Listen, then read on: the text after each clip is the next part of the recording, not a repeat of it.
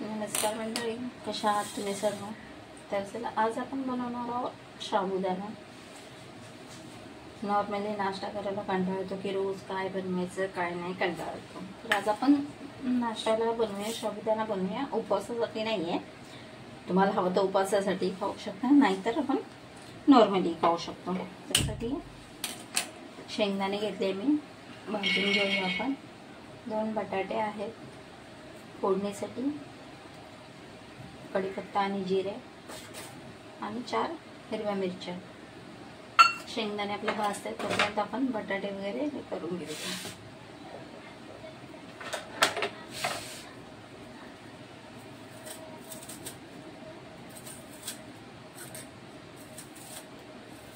दोन बटाटे घेतले मी. तुम्हाला हवे माणसाच्या हिशोबाने तुम्ही घेऊ शकता. तुमच्या घरात किती माणसं आहे किंवा कुणाला किती हवं आहे किती नाही त्याच्यावरती डिपेंड आहे. माझ्या घरात खाणारे 2च जण आहेत, त्याच्यामुळे थोडंसं आहे. तर अशा प्रकारे आपण बटाटे वगैरे चिरून घेऊया.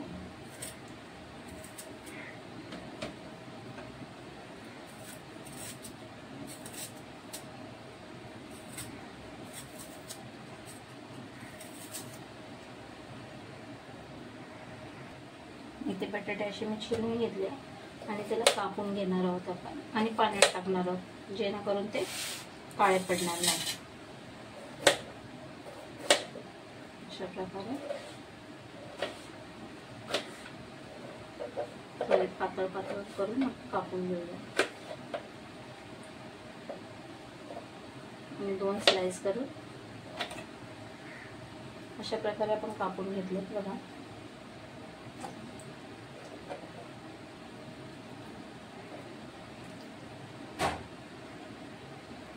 अशा प्रकारे आपण बटाटा आणि मिरच्या कापून घेतलेल्या आहे. आणि हा आपला साबुदाणा आहे, जो मी 1 तास 1.5 तास भिजवलेला आहे. तर हा भिजून असा झालेला आहे. आणि शेंगदाणे इकडे आपले भाजून झालेले आहेत. मिक्सर मधून आता आपण थोडे बारीक करून घेऊया.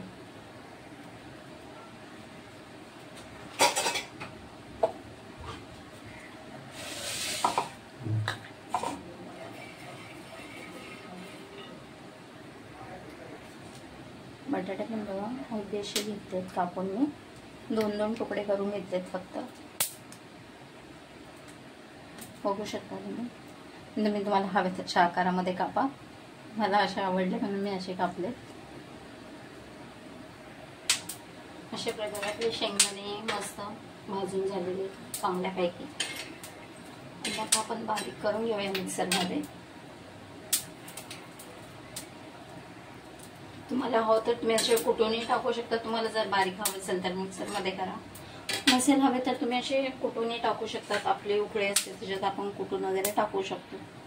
आपल्या आवडीवर डिपेंड करतं की म्हणजे आपण कसे ते, कुणाला जास्त जाड आवडतात, कुणाकुणाला तर शेंगदाणेच आवडत नाही आणि कुणाकुणाला की थोडेसे जाड आवडतात शेंगदाणे.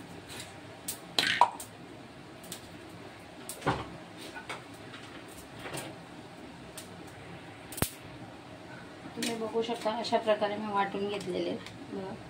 कारण माझ्या घरात जाड शेंगदाणे कुणाला आवडत नाही, ते दाताखाली येतात तर त्यांना चावायचं म्हणजे एक कंटाळाच येतो. तर अशा प्रकारे मी हे करून घेतलेलं आहे.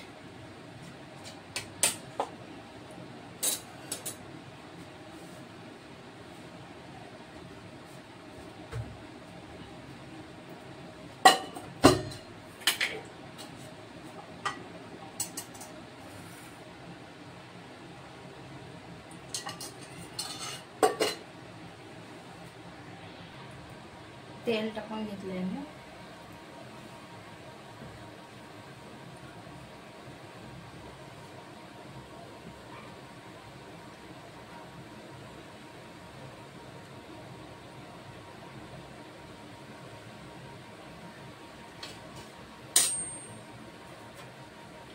आणि आता आपण टाकणार जे आपण कढीपत्ता आणि जिरे घेतलेले ते, मिरची मी कापून ठेवलेली,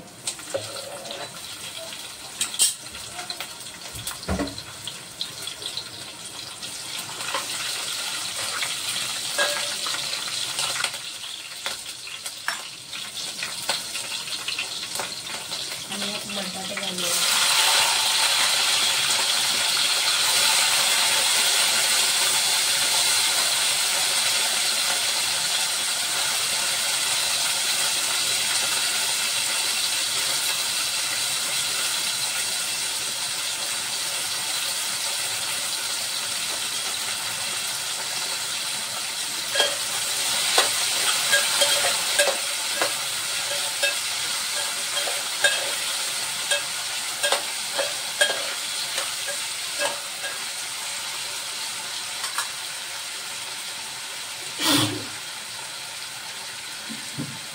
दोन बटाटे आपण टाकून थोडंसं मीठ घालूया.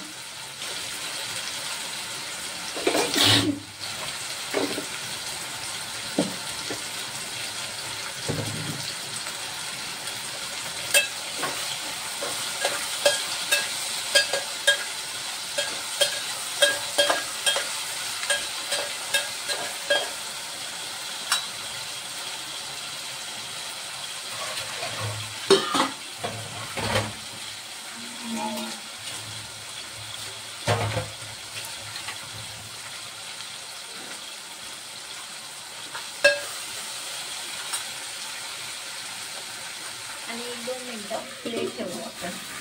तर बटाटे थोडेसे कच्चे असतात तर त्यांना थोडीशी वाफ देऊन घेऊया.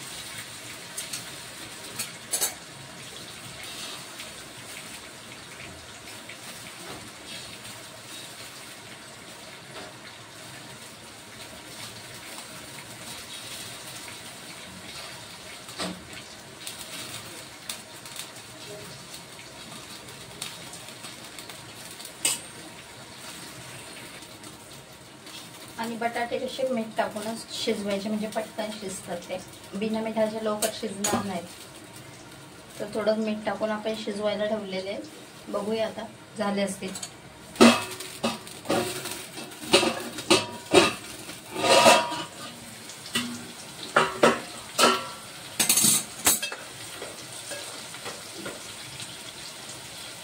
तर अशा प्रकारे छान आपले शिजले, छान असे शिजून झालेले. यात टाकणार आहोत शेंगदाणे जे आपण मगाशी बारीक केले.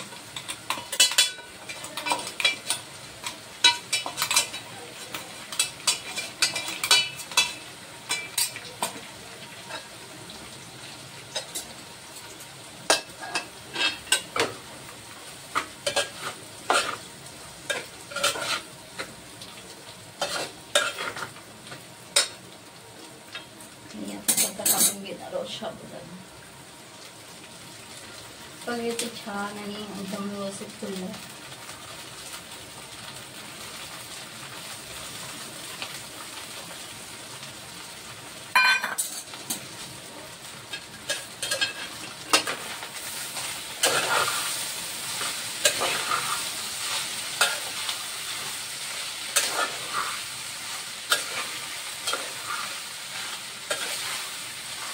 तुम्हाला हवं तर तुम्ही सजवण्यासाठी नंतर कोथिंबीर टाकू शकतात.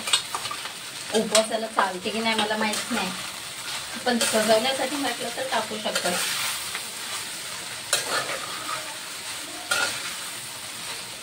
माझ्या घरात उपवास कोणी करत नाही त्याच्यामुळे मला एवढं काही माहित नाही की कोथिंबीर उपवासाला खातात की नाही.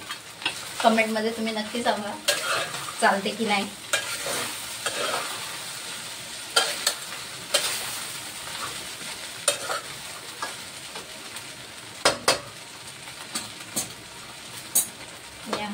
व्यवस्थित मिक्स करून घेतलेला आहे आणि 5 मिनिटं झाकण ठेवूया आपण याच्यावरती.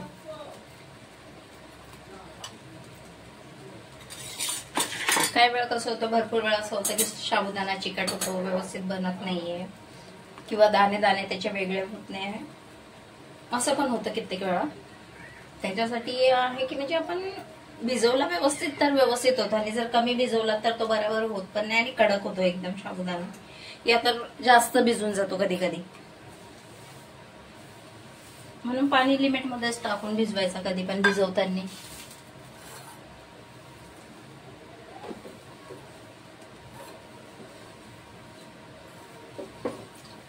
तर तर सकाळी सकाळी काय करायचं म्हटलं की ऑफिसची गडबड, सगळी गडबडमध्ये व्यवस्थित करून होत नाही काय.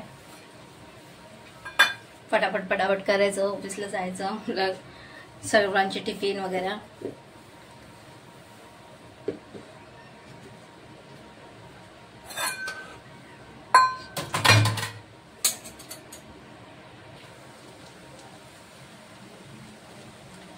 तर बघू शकता तुम्ही अशा प्रकारे आपला छान मऊ साबुदाणा बनवून तयार झालेला आहे.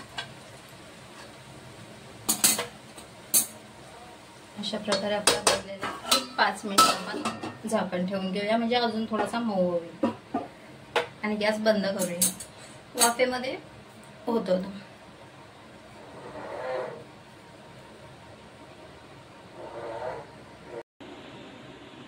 तर बघू शकता तुम्ही किती छान असा साबुदाणा आपला तयार झालेला आहे. मऊ आणि एकदम सुटसुटीत झालेला आहे. तर कमेंटमध्ये तुम्ही नक्की सांगा मला की उपवासाला कोथिंबीर आवडते की नाही. ॲक्च्युली मला माहीत नाही की आवडते की नाही. तुम्ही कमेंटमध्ये नक्की सांगा की आवडते की नाही. आणि माझ्या चॅनलवरती नवीन असाल तर लाईक आणि सबस्क्राईब नक्की करा. चला भेटूया पुन्हा पुढच्या व्हिडिओमध्ये. Bye bye.